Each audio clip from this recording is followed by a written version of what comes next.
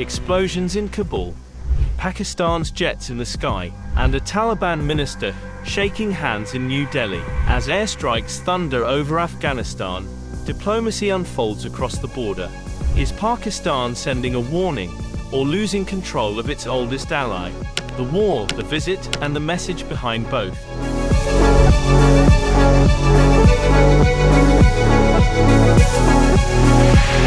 Explosions and bursts of gunfire shook Afghanistan's capital, Kabul, on the evening of October 9th, in what local media and residents described as possible airstrikes by the Pakistan Air Force. Witnesses reported the sound of jets over the city, with blasts heard near Abdul Haq Square in the downtown area. While most of the details remain unconfirmed, the timing of the incident is significant, coming just hours after Pakistan's Defense Minister Khawaja Asif warned that Islamabad's patience with cross-border terrorism had run out. Speaking in Pakistan's National Assembly, Asif accused the Taliban-led administration in Kabul of providing safe havens to Tehreek-e-Taliban Pakistan, TTP, militants responsible for a surge in attacks inside Pakistan. He asserted that, "I went to Kabul along with DG ISI and I told them to stop sponsoring and supporting TTP terrorists, remove them from your territory, and dismantle their sanctuaries. Afghan Taliban officials asked us to give them 10 billion rupees, around $35 million, and we will relocate them. We asked for a guarantee. What guarantee is there that after receiving the money, they would not return? They refused to give any guarantee." Meanwhile, Asif, while referring to the recent attacks on Pakistani forces in the northwestern Khyber Pakhtunkhwa province, said, "Enough is enough." Afghan officials had previously demanded 10 billion rupees, approximately $35 million, to relocate these fighters away from the border, but Islamabad refused due to the absence of credible guarantees. Asif said that both Pakistan's government and armed forces had reached the limit of their patience, warning that any group or government sheltering militants would face the consequences. The strikes occurred as Taliban's acting foreign minister Amir Muttaqi was on India visit, his first diplomatic engagement with New Delhi since the Taliban seized power in 2021. The trip is aimed at fostering economic cooperation and regional dialogue. Zabihullah Mujahid, the chief spokesman of the Taliban government, confirmed that an explosion had been heard in the city. The sound of an explosion was heard in the city of Kabul. However, no one should worry, it is all well and good. The investigation of the incident is underway. No report of any damage has been given so far. The sound of an explosion was heard in Kabul. The investigation is underway. No report of any damage has been given so far. It is all well and good. Several media outlets reported that Noor Wali Mehsud, the leader of the TTP and one of Pakistan's most wanted militant figures, may have been killed in the operation. Mehsud had led the group since 2018, overseeing cross-border attacks and extortion networks.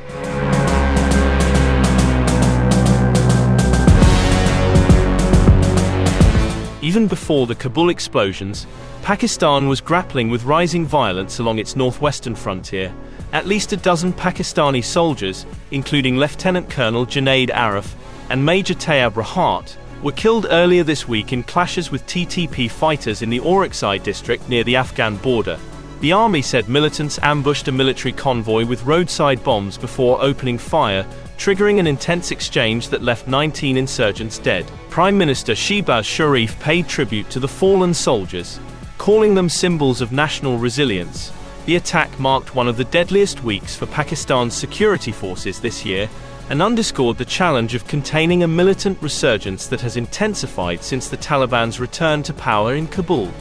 The Tehreek-e-Taliban Pakistan, which seeks to overthrow Islamabad and impose strict Islamic governance, has expanded its operations in tribal areas, allegedly using Afghan territory for training and planning. Pakistan maintains that as many as 6,000 to 7,000 militants operate from Afghan soil, a claim the Taliban deny, reiterating that they do not permit their territory to be used for attacks on neighboring states. Security analysts say the reported airstrikes on Kabul mark a turning point in Islamabad's posture.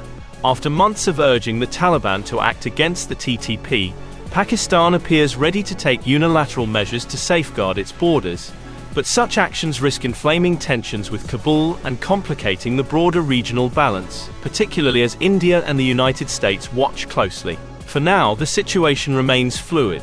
Kabul has promised an investigation, while Islamabad awaits confirmation of its key target's fate. But with dozens killed near the border and the Taliban facing pressure on multiple fronts, South Asia once again finds itself on edge, caught between the need for regional stability and the realities of an unresolved conflict that refuses to fade.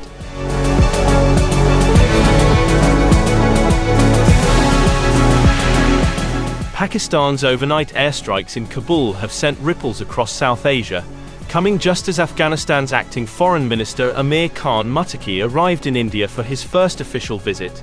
The strikes were reportedly aimed at Tehreek-e-Taliban Pakistan camps. Pakistan has long accused Kabul of sheltering TTP militants responsible for deadly attacks on its soldiers. Yet the timing raises broader regional questions. Muttaqi's presence in New Delhi marks a striking reversal of history. A Taliban foreign minister engaging with India, a country that once backed the former Afghan republic and opposed the Taliban's rule. India, without formally recognizing the Taliban, has slowly re-established contact through humanitarian aid and quiet diplomacy.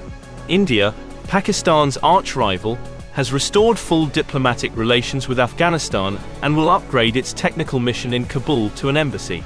For the Taliban, the visit offers a chance to project independence from Pakistan and diversify foreign relations.